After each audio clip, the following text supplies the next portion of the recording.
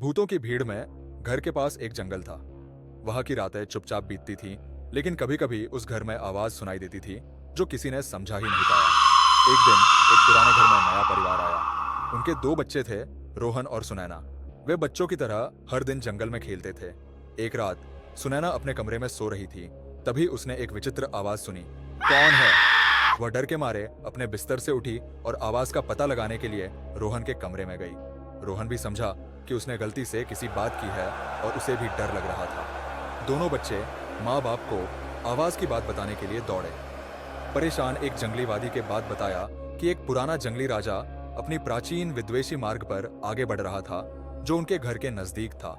वह घर जंगल में वह बंगला बहुत ही पुराना था, जिसे लोगों ने अकेलापन और भूतों के रहने के स्थान के रूप में।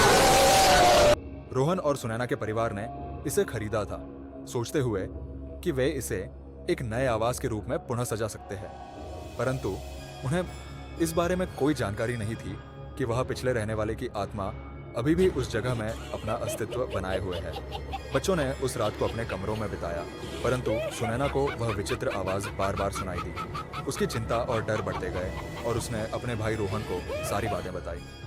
रोहन भी अब गहराई से समझ रहा था कि कुछ असामान्य है, और उन्होंने तय किया कि वे इस मुद्दे को हल करने के लिए कुछ करेंगे। अगले दिन उन्होंने अपने पिताजी से बात की और उन्हें सब कुछ बताया। पिताजी ने भी अपनी साझेदारी दी और उन्हें साथ ले गए जंगली बंगले में। रात के समय उन्होंने अपने बच्चों के साथ बंगले में गड़बड़ी की और आवाज की जांच की। बंगले के अंदर का माहौल अत्यधिक भयानक था। दीवारों पर छाया हुआ रक्त, अजीब से आवाजें और बार बार सुनने वाली गूंज। वे बच्चों ने बंद कमरों और अनजान आवाजों के बारे में अपनी प्रतीक्षाएं बढ़ी और गहराई। वे सब जानने लगे